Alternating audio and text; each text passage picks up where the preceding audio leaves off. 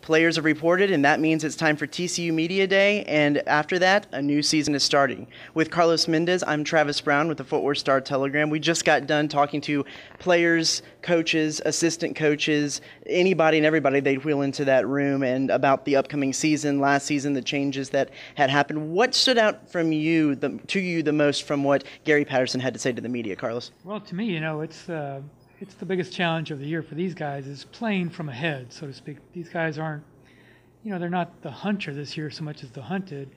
So one of the first things that stood out to me from Patterson was him talking about how they've got to be ready every game for a team to want to rush the field against them afterward.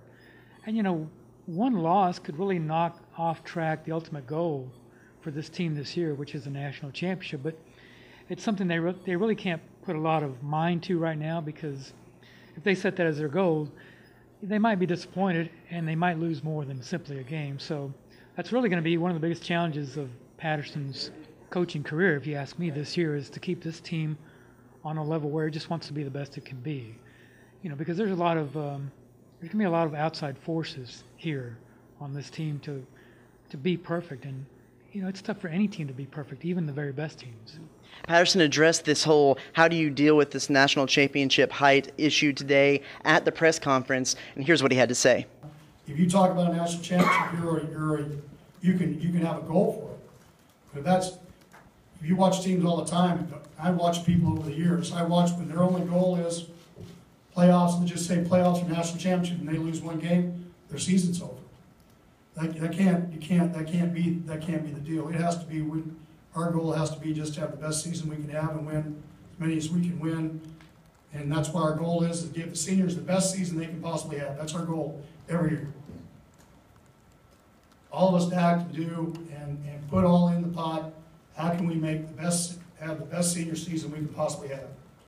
So we also got a chance to talk to all of the coordinators, both defensive and offensive coordinators here today, which is a kind of a rare treat for the media for us throughout the season. And they had a lot to say. What were the highlights from what you heard from both the offensive and defensive coordinators?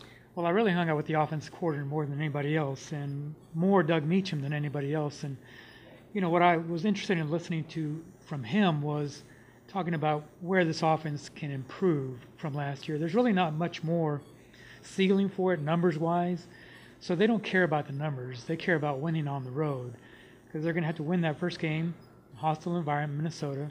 They're going to have to win at Oklahoma State, at Oklahoma. Some of these games are going to be in cold weather environments. So this is where Meacham was talking about the offense really has to just execute and put up points and get the job done. Gary Patterson has talked about the same thing. Don't worry about the yards and the points, just end up with that one more point. And that's what he's told Meacham and Cumbie is just be the best offense you can be, just like you were last year, and we'll see where that gets us. That's the message here.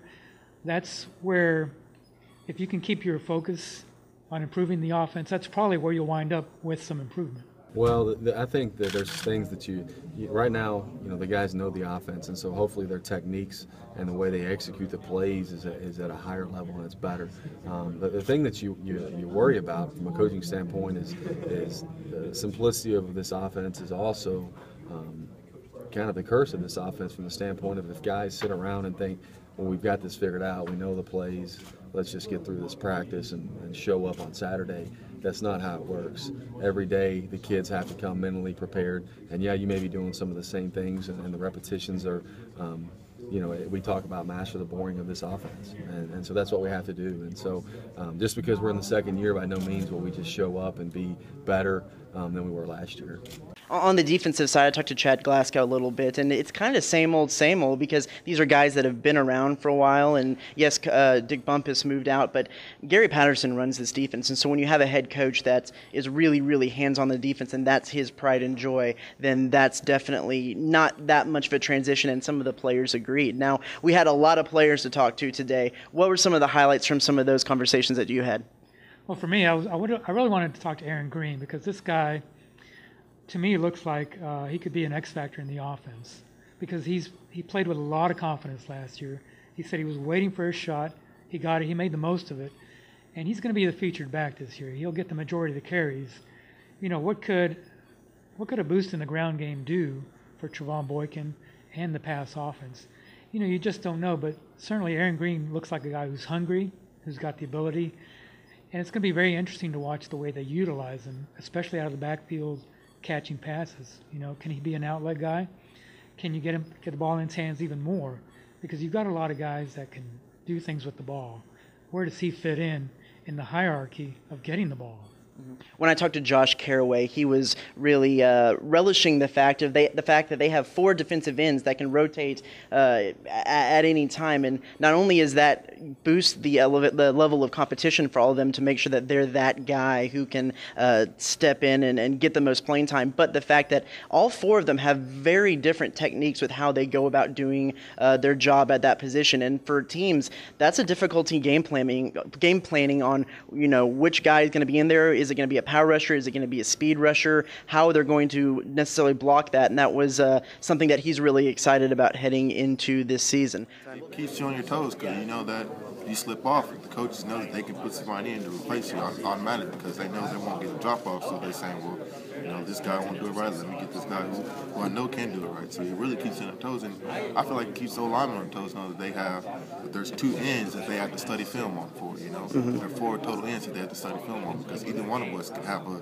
3-sack game. Either one of us score a touchdown. You know that really keeps the tackles on their toes. We'll have plenty more coming from today's media day as far as StarTelegram.com and the Star Telegram and stories from Carlos and Ryan Osborne. And be sure to check StarTelegram.com for continuing TCU coverage throughout the season.